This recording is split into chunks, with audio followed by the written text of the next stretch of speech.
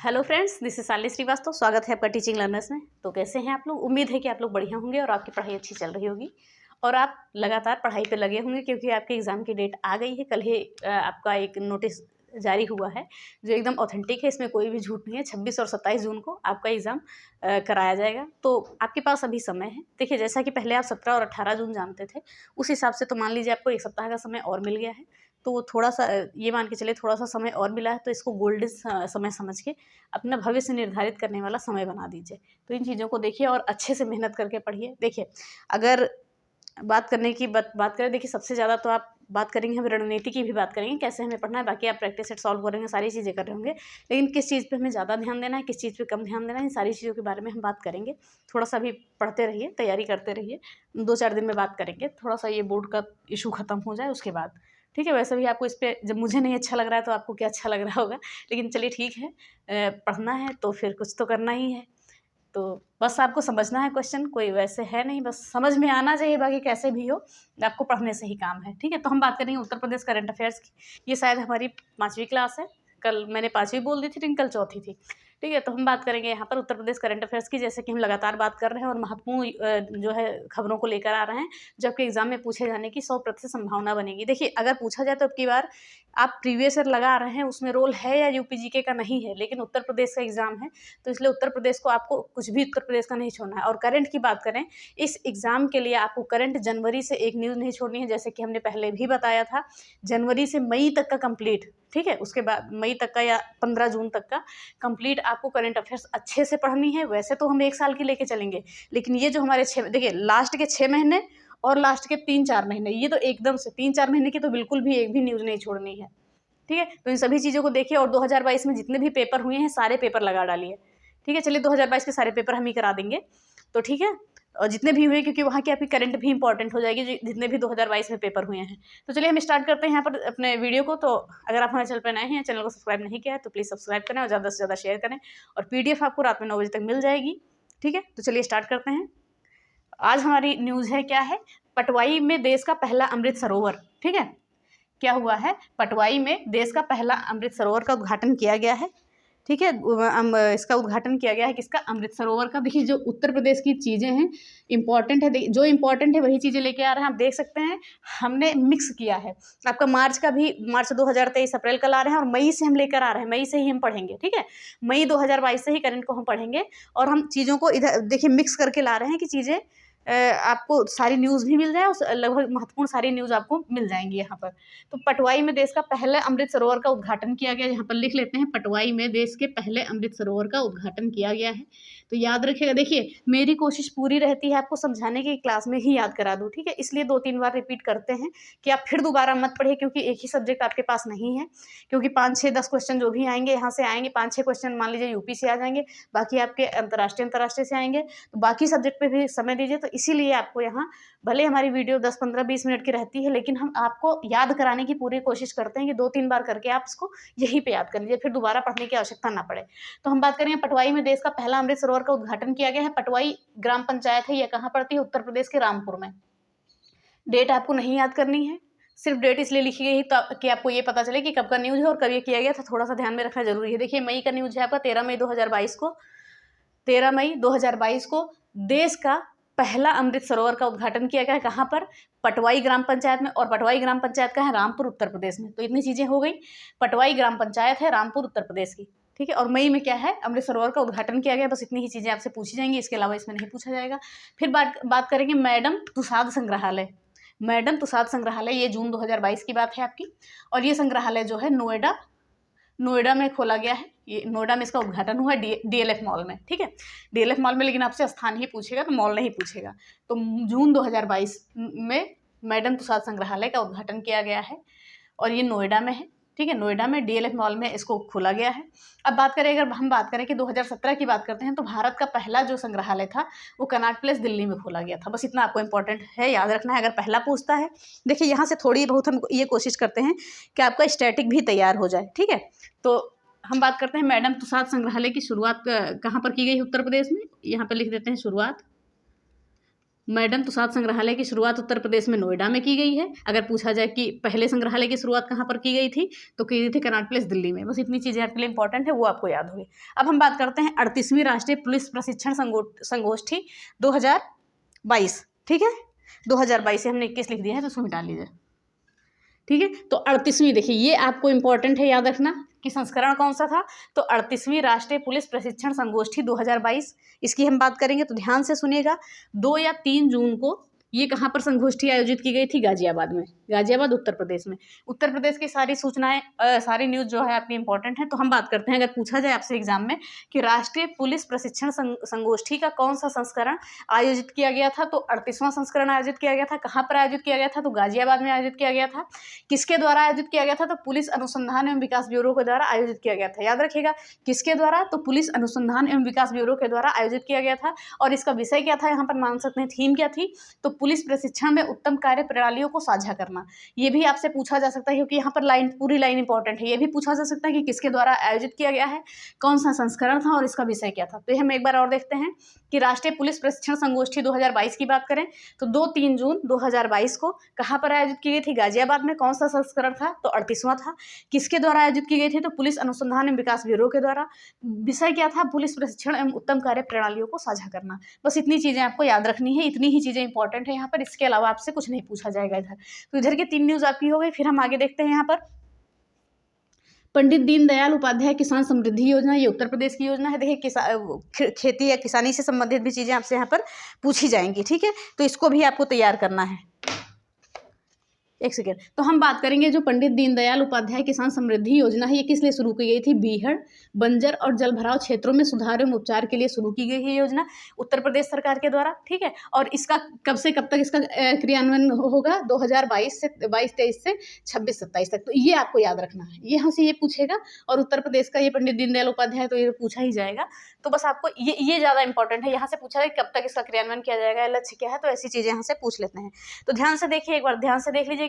पंडित दीनदयाल उपाध्याय किसान समृद्धि योजना की हम बात करें, पंडित दीनदयाल उपाध्याय किसान समृद्धि योजना जून 2022 में उत्तर प्रदेश सरकार द्वारा राज्य में बीहड़, बंजर और जलभराव क्षेत्रों में सुधार एवं उपचार के लिए इस योजना को वर्ष 2022-23 से 2026-27 तक अवधि तक क्रियान्वित करने का निर्णय लिया गया है। बस इतनी चीजें आपके लिए इंपॉर्टेंट है।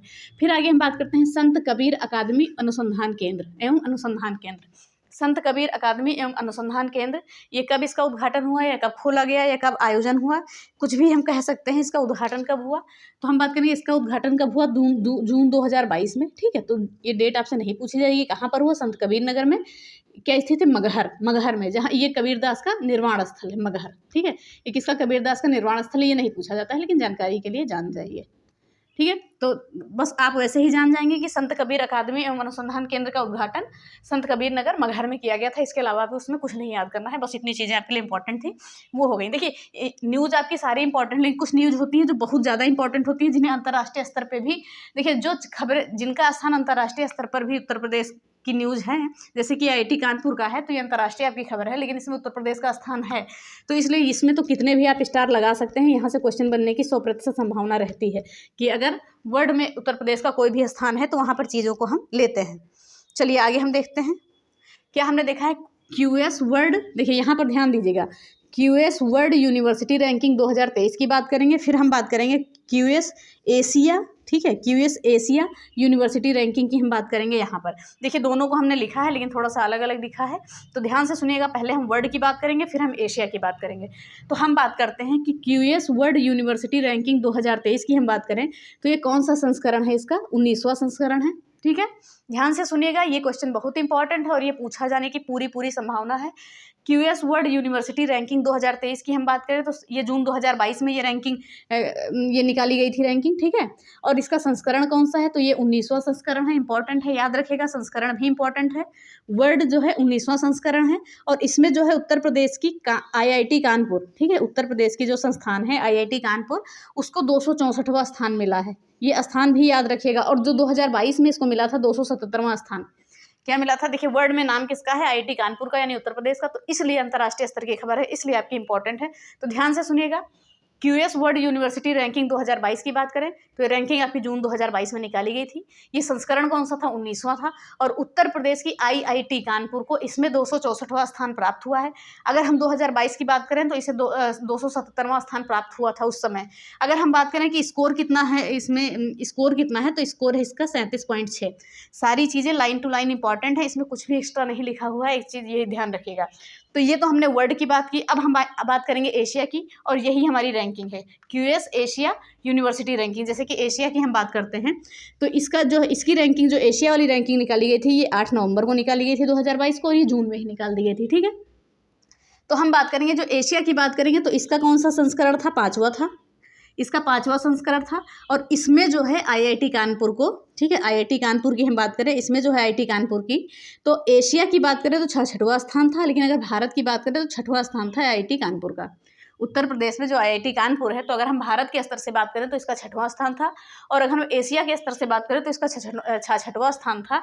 और इसका 15वां संस्करण था। और स्कोर इन्होंने कितना किया था इस यूनिवर्सिटी ने, यानी संस्थान ने, तो 52.4 स्कोर किया था। अब ये आप मान के चलिए, जो 66वां स्थान था ये 100 में था। ठीक है, 100 में 66वां स्थान था। तो चलिए हम एक बार इसको और कंफर्म करते हैं, ये बहुत इंपॉर्टेंट न्यूज़ है, इसको भूलिएगा नहीं। चलिए एक बार जल्दी से हम जल्दी से रिवीजन कर लेते हैं। पटवाई में देश का पहला अमृत सरोवर का उद्घाटन किया गया, ग्राम पंचायत पटवाई, जिला रामपुर, उत्तर प्रदेश। ठीक है, इतनी चीज़ें याद हो गई। मैडम तुषाद संग्रहालय, कहाँ पर ये संग्रहालय खोला गया? शुरुआत कहाँ पर की गई? नोएडा में, DLF मॉल में। अगर पहली बार बात करें तो 2017 में कनॉट पैलेस में, दिल्ली में खोला गया था। ठीक है, उद्घाटन किया गया था।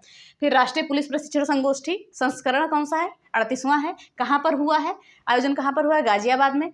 किसके द्वारा? पुलिस अनुसंधान विकास ब्यूरो के द्वारा। और विषय क्या था? पुलिस प्रशिक्षण में उत्तम कार्य प्रणालियों को साझा करना। फिर बात करेंगे पंडित दीनदयाल उपाध्याय किसान समृद्धि योजना, बीहड़, बंजर और जलभराव क्षेत्रों में सुधार एवं उपचार के लिए कब तक क्रियान्वयन किया जाएगा?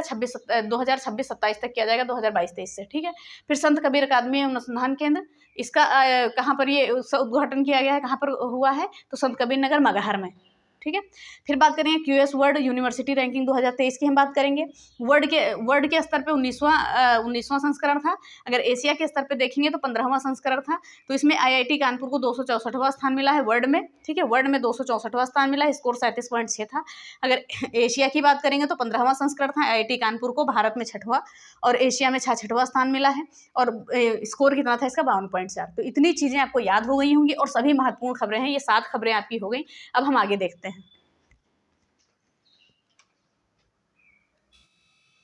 चलिए अब देखते हैं आगे क्या है महत्वपूर्ण न्यूज़ आपकी, जो पूछी जाने की पूरी प्रबल संभावना हो सकती है कि उत्तर प्रदेश का पहला ट्रांसजेंडर डेस्क। देखिए ये सारी चीज़ें होती हैं जो पूछे जाने की हमारी संभावना 100% होती है। तो इसमें भी आप 4, 6, 10 स्टार जो भी लगाना चाहें वो स्टार लगा सकते हैं। तो उत्तर प्रदेश का पहला ट्रांसजेंडर डेस्क यानी कि पुलिस सहायता केंद्र। ठीक है, तो ये 23 जून 2022 में इसका खोला गया है, यानी कि इसका उद्घाटन किया गया है, जो भी है। ठीक है, ध्यान से सुनिएगा, एक बार और सुन लीजिए, 1 मिनट। ओके,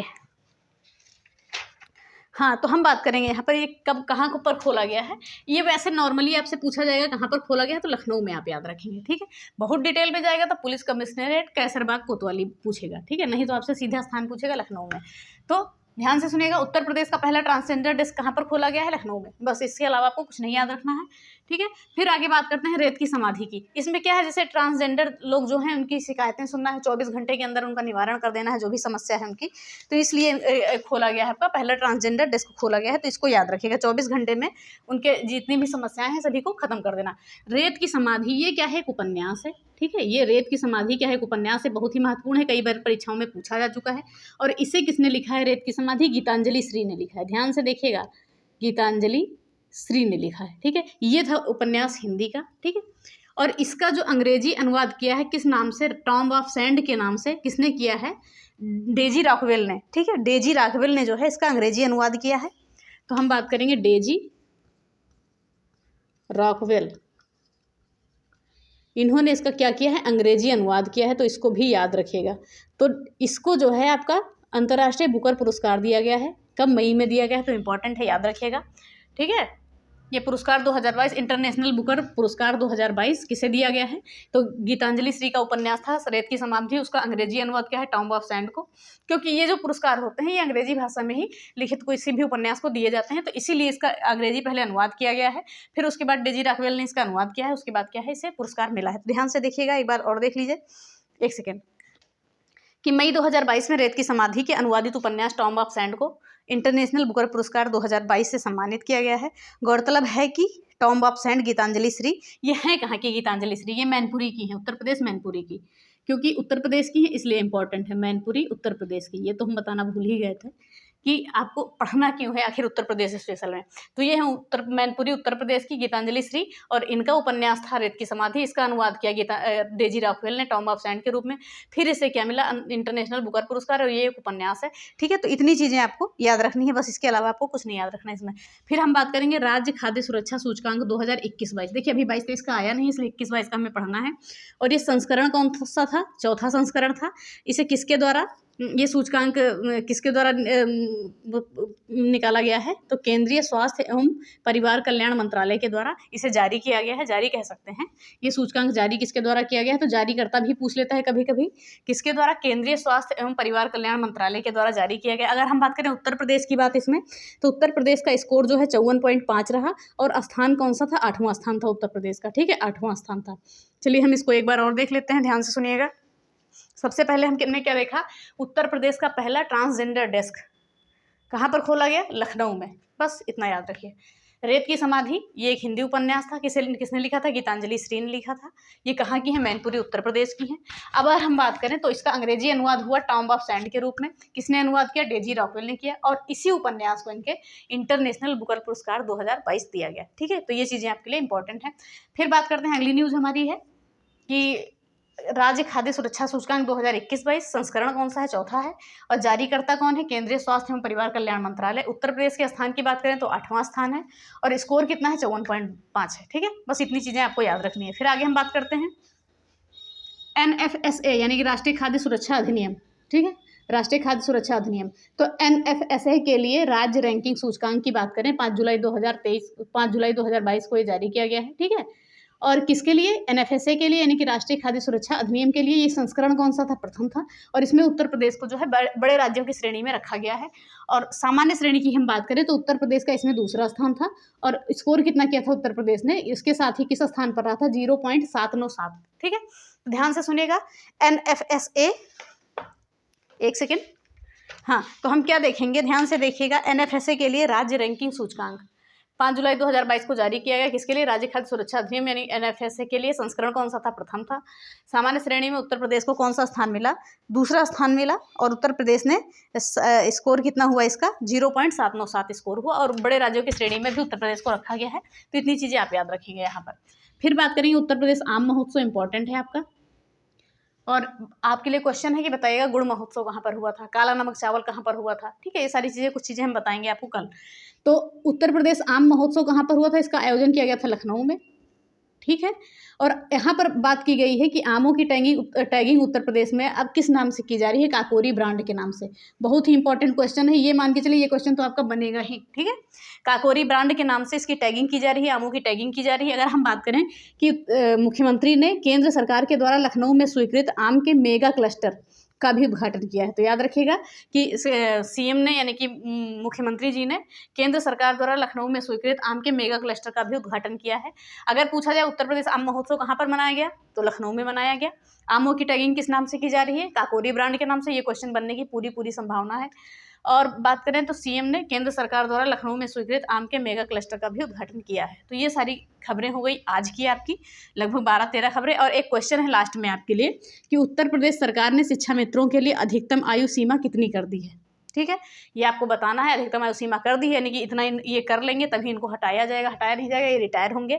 और इन्हें 11 माह का वेतन दिया जाता है, 10,000 रुपये पर मंथ दिया जाता है। ये चीज़ें आप जानते हैं। ठीक है, इन्हें 12 महीने का वेतन नहीं दिया जाता है, 11 महीने का ही वेतन दिया जाता है। तो ये सारी चीज़ें हैं, अब आपको इसमें आंसर करना है। उत्तर प्रदेश सरकार ने शिक्षा मित्रों के लिए अधिकतम आयु सीमा क्या की है? 55 वर्ष, 60 वर्ष, या 62 वर्ष, या 65 वर्ष क्या की है? तो कमेंट बॉक्स में ज़रूर लिखिएगा। तो ये सारी खबरें हो गई आज की, सारी महत्वपूर्ण खबरें हैं। देखिए जो खबरें आप जान रहे हैं रोज़ की, बहुत ही महत्वपूर्ण खबरें हैं, ये हम मई से लेकर चल रहे हैं, तो इतनी चीज़ें आप ध्यान रखिएगा कि मई से हम पूरा यानी लगभग 1 साल आपका हम कवर कर रहे हैं उत्तर प्रदेश में, और वहाँ पर भी हम आपका राष्ट्रीय और अंतर्राष्ट्रीय स्तर पर भी चीज़ों को कवर कर रहे हैं, तो उनको भी ध्यान में रखिएगा।